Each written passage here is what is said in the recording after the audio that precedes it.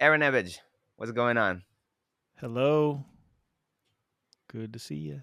Good to see you too. After we met quite a few of my guests at PMC, Yep. and I think the first comment I made about you was that you're jacked.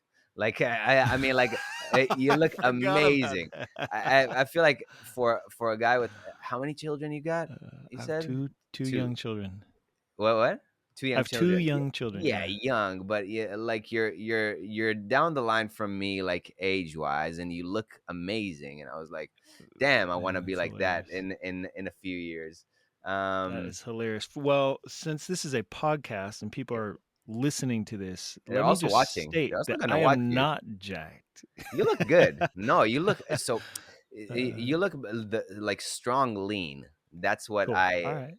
I'll Yeah. take it. Anyway, Appreciate that. let's just put it in perspective. Unlike a lot of people in the music space and composers and things like that. Um, Man, I was just talking with a friend um, about how this job, you wouldn't think this job would be hard on the body, but oh, oh, just sitting in a chair all day is yeah, hard on the body. yeah, And always in some funny position too. Like, yeah, I always have a guitar in my lap or something. I'm always like I'm never aligned the way I should be. So, yeah. but I definitely have to make an extra effort to try to maintain some sort of like physical health. I think every instrument has its awkwardness, like Yeah. for the body. Like, Yeah. pianists tend to be a lot of the times like very Yeah. crouched, right? Um, like guitarist, it's just like a very uneven position. I come from guitar too, so I remember like having 6 hours a day sitting like that Yep. at times is just wild. It's wild what it does to the body in the end of the day. Even when I was young, I could feel it. I could feel my shoulders, I could feel my elbows, like things were kind of weird like that. So Yep.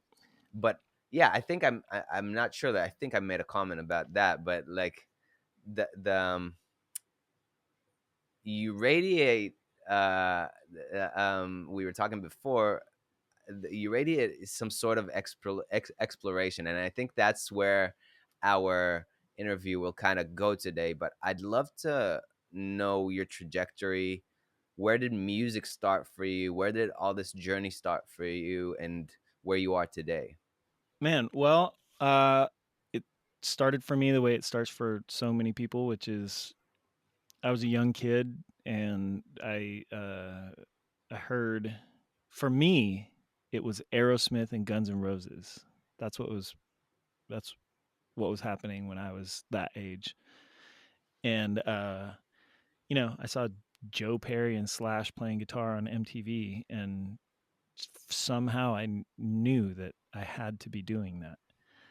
Um, my interest actually it was always there. I have family members who were musicians and like extended family members. I have a cousin and an uncle who were Mm. musicians, and anytime I was around them as a small child, I was just fascinated. Um, by the whole thing. Mm. But yeah, around I don't know, whenever it was 13 or 14 or something, um, it it became clear that it was more than just something that I thought was cool. It was clear that I just needed to be figuring it out and I needed to Mm. be doing it. And it really um I don't know, like it really never faded. It has always been that way for me. So anyway, I played in bands, played in, high school rock band, played in college bands. Um, I spent those years in Eugene, Oregon, and there's no music industry there, and especially this is pre-internet, so it's very very isolated, very hard to know anything about the broader music industry other than whatever you see on TV or read in some magazine or something. But there, I have such little exposure to anybody who was actually like doing it. Mm. So I really sort of fumbled around for a long time. Um, I toured a bunch with, the local bands. Um, I ended up playing in a band that got a record deal, and it was like that sort of Hollywood story of being discovered, Mm. like Mm. an A&R found they were just like looking at the calendar for a venue that we were playing at, just checking out the calendar, who was playing um, in New York City. It was a club in New York City that we were going to be playing at. So the A&R saw our name and wasn't familiar, so he looked us up and called us immediately and flew to our first tour stop, which was in Coeur d'Alene, Idaho, or might have been Sandpoint, Idaho. It was one of the. It was like nowhere. Yeah. We were playing in a restaurant. Anyway, so we just like out of the blue, it was just like one of those things. We got a phone call and we were all like, "Is this even a real thing, or is this like Mm. some scam, or what is this?" But Mm. the A&Rs flew out to Idaho and gave the band a record deal. That was my first introduction to the music industry. So, uh, I sort of entered that world a complete, just so naive, so just a complete novice. Mm. Um, and little by little, I, over time, I realized that there are other jobs that you can have besides playing guitar in a band and driving around the country. I really loved doing that, but what I loved more was being in the studio. Mm. And so like I actually got to see a few real producers make records with Mm. us. Like I actually got a firsthand look at what that job actually is, and I thought that was amazing. Mm. The thing about touring is you spend 23 hours a day doing something that is not music. And you get to spend your 1 hour a day playing guitar on stage. Um, and I learned by this experience that, like, oh, there are these other jobs where you just get to make music all day. Mm. And you're always working on a new idea. You're not playing the same song for months or years. Yeah. So anyway, I kind of like, um, I ended up leaving that band, and I moved to LA. I made a record of my own, like a singer songwriter, just my own songs with me singing. A friend of mine produced that, and he's like a legit LA session player guy. So he got his buddies to play on the record, and that was an amazing experience. It turned out to be I'm not sure it turned out to be a great record, but it turned out to be good enough so that when I was in LA broke, I I sent it to a company um, for the wrong reason. It's a long story. I'm not sure it's worth telling, but I just sort of cold called a company thinking that I might get some opportunity by sending them this record that I made. And it turned out the company's called Vanacore Music, Oh and it yeah. turned out that they're like, uh, for any listeners who are not aware, David Vanacore is a composer who got in early, and some folks might say he sort of helped create the reality TV music genre. Mm. um, he was one of the dudes who like saw that opportunity and took it and became just sort of a giant in the reality TV composer world. Anyway, so I just cold called that company. I had no idea who they were, no idea what they did. It was the dumbest, most uninformed way to approach anybody professionally. That's what I did, and they happened to need music like what I sent them for some show. So they're like, let's take a meeting. And I show up to the meeting, and they're like, well, we're not a traditional like publishing company. We're not a record label. So what we do is we write underscore cues for TV shows. Is that, like that's why we have you here. Is that something you want to try doing? And of course I was like, yes. I absolutely do. Um so uh there one guy there in particular, I mean a bunch of the guys there are great.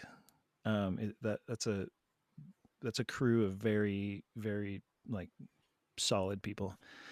But one guy in particular, this guy Nathan DeVore, took me under his wing and just taught me how to do it. Like he spent hours on the phone with me, talking me through like how you, all the stuff that and that you talk about, like how you strike the right emotional tone, how you structure a cue, how you produce a cue so that it works as underscore versus like main title versus all the different uses that you end up needing to understand to do this work. He just showed me how to do it and spent a lot of time talking me through it. Um, so that was the point at which for me it went from kind of like, I mean, I might have said that I was working professionally, but I certainly was not making a living. Yeah. You know, that was the point where it became like, okay, this can be a career. Mm. Um, and I uh, I really busted ass. I was writing so much music, um, and I did that for a long time. And through that, I just sort of became aware of library music in general. The whole, I started going to the PMC. I made a bunch of friends in that world, some of whom you've had on your podcast. Uh, it's really fun to hear those interviews.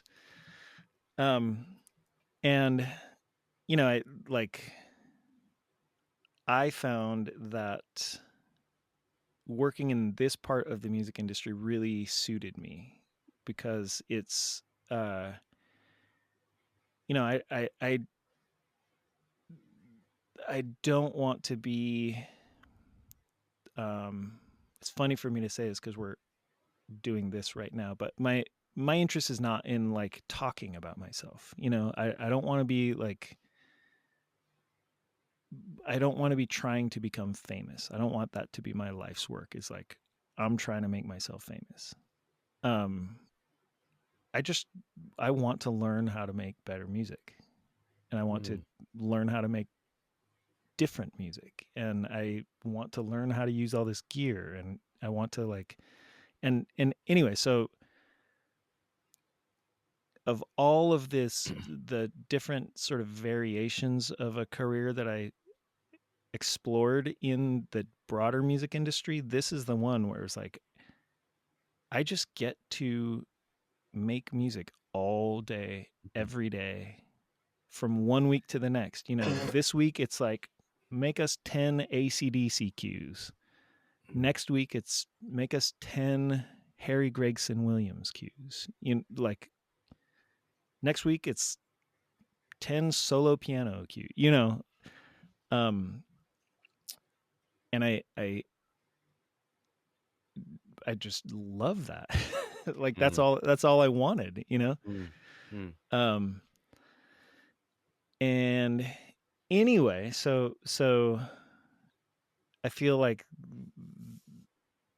you know, in addition to being, for me personally, in addition to just being a thing that support supports and supported me and the family, there's also just like training, mm, just incredible training, you know. mm, um Endlessly fascinating to me. uh so I did that, and uh have in recent years made another unexpected shift. um I uh helped a good friend work on a record, just like a you know, mainstream singer songwriter, not non-library, non-sync related, just an artist record. I helped a friend make a record with an artist, and I just did little bits and pieces for him. He was trying to get it finished, and he needed help. I helped him. That record did okay, and so she came back to the both of us and asked us to do the next record, and so he and I made that whole record together. Um, her name is Lizzie McAlpine, and that record just like unexpectedly blew up. She like she, you know, she in her corner of the world, she's like a thing, you know. mm. And so the success of that um opened a bunch more doors, and that's why I'm in LA now. Is I'm spending a lot of time writing songs with artists and helping them make their records. Um and so, man, it's been a lot of things. It's been Lizzie a journey. McAlpine. Okay. Wow. That's a long answer, I'm I sorry. didn't know all of that. I didn't know all of that. That's super cool. Whoa. Where do we even start? Because look, I feel like we can take this a few ways. We can Sure. take it to the place of exploring different avenues, which I like. We can take the serendipitous, I would call it serendipitous message. I feel like, okay, let me go there. I feel like w- sometimes these uneducated, crazy shots in the dark when you need to do something are actually exactly what you needed to do. It tends to be a thing. I feel like it's a recurring theme. It definitely, when I was super duper duper duper broke, I had to like survive a certain way, Yeah. and it just when for me, when I'm connected to that primal need to survive, there is something extra that happens. It's like when you take off when you close the lights, when you turn off the lights and you go in the desert or whatever, you're slowly your eyes start adapting in a way that you would never think they would. Hmm. Like your mind doesn't register it, but your instincts register it because it's something that needs to, it's something that is natural. This night vision in this Yep. case. Yeah. And I feel like it's kind of a night vision that you had, that you kind of didn't know that it exists, but you were like, hey, like fuck it, let's just send it to them, and it ends up being a company that mentors you. I believe in coincidence, and I believe that you create your own luck, and I believe in a lot of things, but I feel like there was some sort of forward momentum that you had to create for that to happen. Does that make any sense? I mean, yeah, I heard you say something related to this in a different episode, but there were many things that I tried that didn't work, you know, that were not a breakthrough. I called lots of people. I tried lots of things, you know. Um, so like, uh, and I still am, you know, Yeah. like I think that's part of the whole effort that we're making is, we honestly, you know, if we could predict what which thing is going to make the difference for us in one way or another, financially or access to people or what audience or whatever, if we could predict that, we would just do that and do that all day every day. And Mm. you know, we don't really know what's going to connect or who we're going to connect with or how it's all going to go. um so I think that,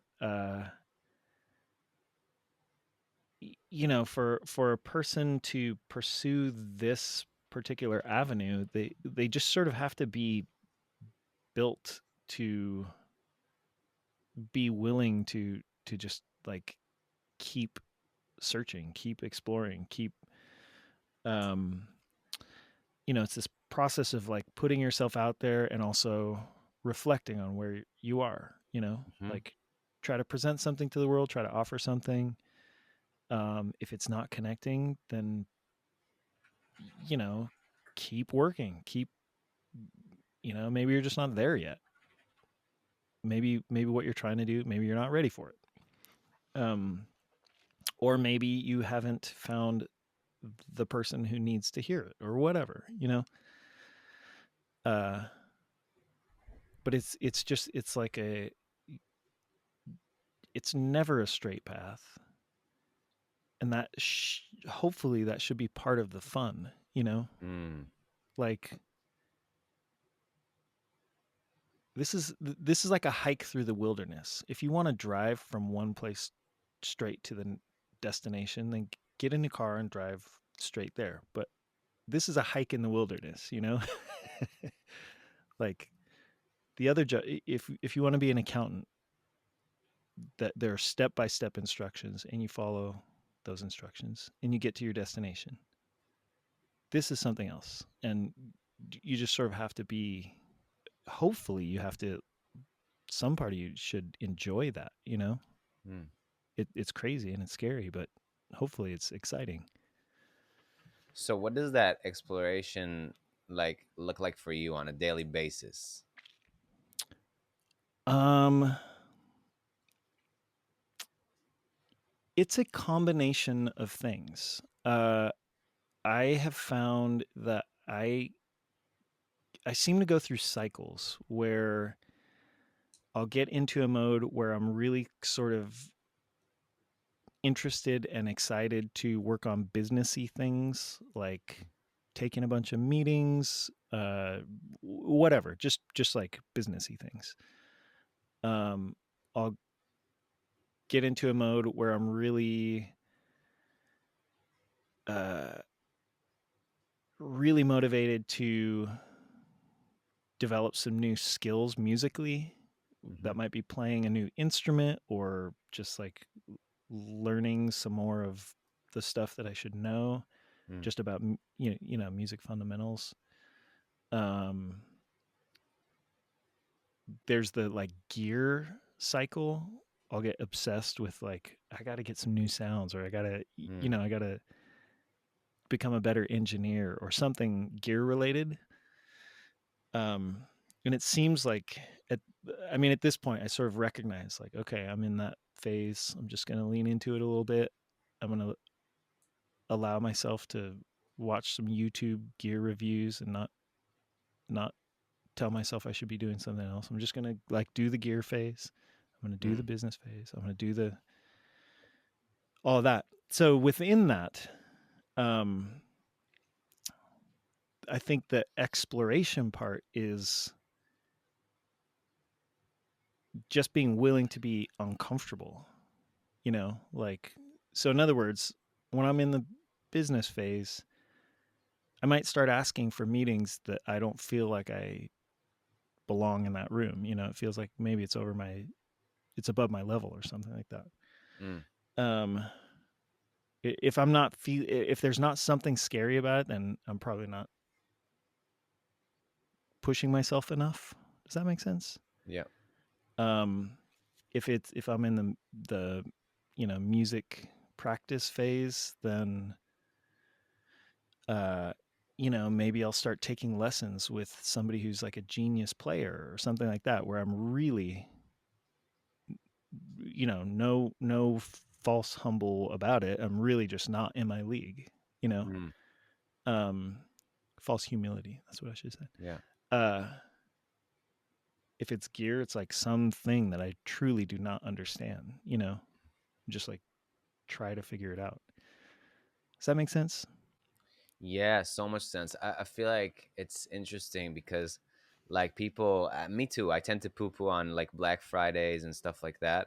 But then, to be honest, it once I make a purchase from Black Friday, to me, I put my money somewhere, Uh and huh. it's not, I didn't just buy a everything bundle. I bought a few very specific tools, and now I want to learn to use them. Yep. So it's kind of like it sparks something.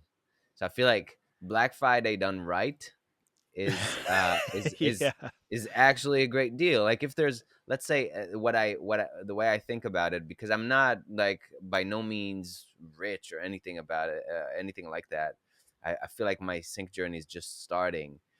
I'm on a few hundred tracks only, and I mean, the thing is, the feeling that I have is that I need to have my ears peeled for cool things. If there's something that resonates with me, I don't have to ask why, but if I get it, I try to understand it as deeply as I can. Yeah. And yes, there are tools. I mean, like, to me, something like God particle or something like that. There are things that I don't even want to understand, because they're just like there to kind of enhance, and that's it, Yeah. which is Yeah. dope. But there are things that that specifically, I have an affair with the Abbey Road compressor, from Abbey Road saturator from Waves. Yeah. I just have Cool. a love affair with that tool, just because I went in and I put it on my vocals, and the first thing that it did was freaking make my vocals sound better. Cool. And I was like, okay, an interesting tool. Let me figure this out. And then I just started researching it, like researching it from exploring it, just from an exploration process. And I figured out that I can make so many cool things happen with it. And and for me, it's worth all the plugins that weren't of use, because I've learned a bunch of things, and now I get to implement it with one tool after failing with a bunch, if that makes sense. And that's the beauty of exploration, in my opinion, is that because when children explore something, they don't, a lot of the times, they don't they don't expect to be successful at it all the time. Like, and that's the beauty of children, because they explore things so needlessly. I feel like I explore things very like needfully, and that's sometimes what takes away from from the whole experience of doing something that is so cool, that is really cool. Like, we get to fucking play a piano. We don't have to play a piano. Why do I have to play a piano? Like, that doesn't make sense. It's like, I mean, it's just crazy to me how entitled I can get with things like exploration, where it's all about giving grace, right? What you're talking about, everything you were talking about, it's just like you're giving yourself grace. You're giving yourself the ability to go into a room that you're not comfortable in. And I think that people like me, what stops us is perfectionism, and the need to be shown as this perfect entity, which doesn't make sense, because the the way that things are always get dirty and messy, and that's exactly the beauty of it, and that's the paradox, right? I feel like what needs to happen now, because we've had a little bit of a technical difficulty. From vertical, you've become horizontal, and what where we stopped was um, doing one style. We were speaking about that, and then asking these questions, the big three Yeah. questions. What am I interested in? What am I good at? And who pays for those things? Yeah, uh,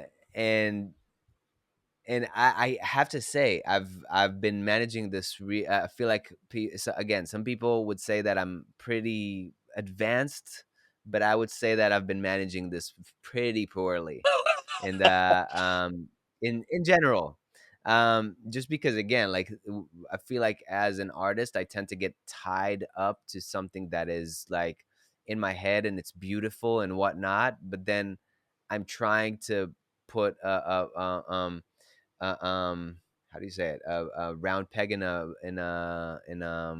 Oh a yeah. square hole, or the opposite, something like that. But it's just being able to actually approach it in an objective way is sometimes so hard, especially when it doesn't get accepted by the label that I wanted it to be in or whatnot. How do you overcome something like that? Um, that is a good question. Um, I think that I have come to just accept that there is a big part of this that is just not up to me to control, like Mm, there are things that are under my control, but and I'm trying to focus on doing everything that I can to make the most of that.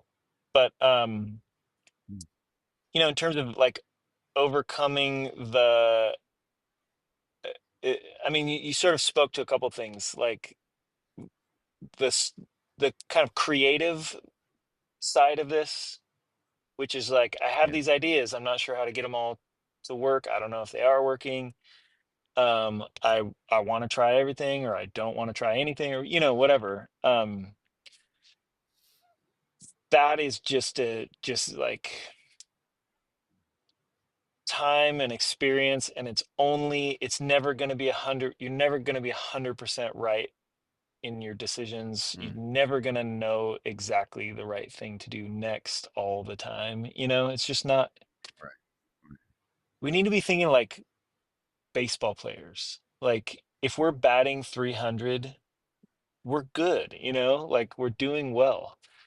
um Mm, Hopefully we can be better than that, but this isn't the sort of thing where you're just going to hit every ball every yeah. time, um in every way, like small decisions and Well large said. decisions and big situations and small situations, in every way. This is like, it's trying to squeeze water or something. It's just not, it's Mm, just not going to happen the way we expect it to or want it to or anything all the time. yeah.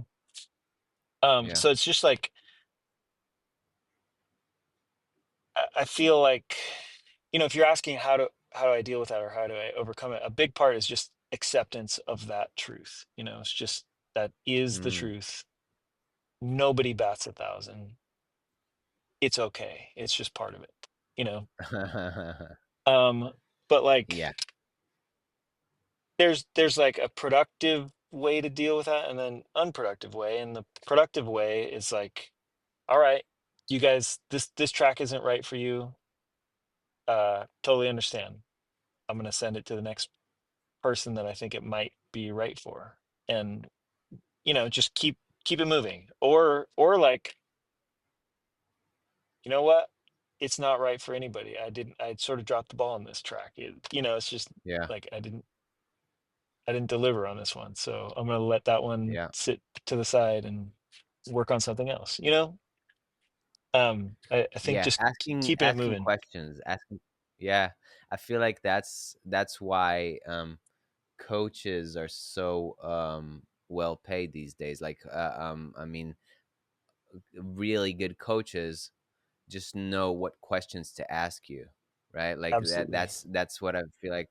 And the reason they get paid so high, and the reason that there's some people who are really known and good for it, is because they know to ask you questions that you wouldn't ask yourself. Yeah. And also, by asking you these questions, they're teaching you to ask yourself this kind of question. So for me, it meets me in a place where um it's like there's times like with, especially with my dogs, because again, I think I said it on the podcast, but I have a dog that's been she's a super duper anxious dog that I took in a few months ago. And she's made a bunch of holes in furniture in the house. Hmm. And I find myself sometimes super frustrated, like, because I feel like I've done my best. um but then what happens in the end of it is like, okay, I'm not going to throw this dog to the street. What am I going to do about it? What is needed here of me? Yeah. And what can I do better?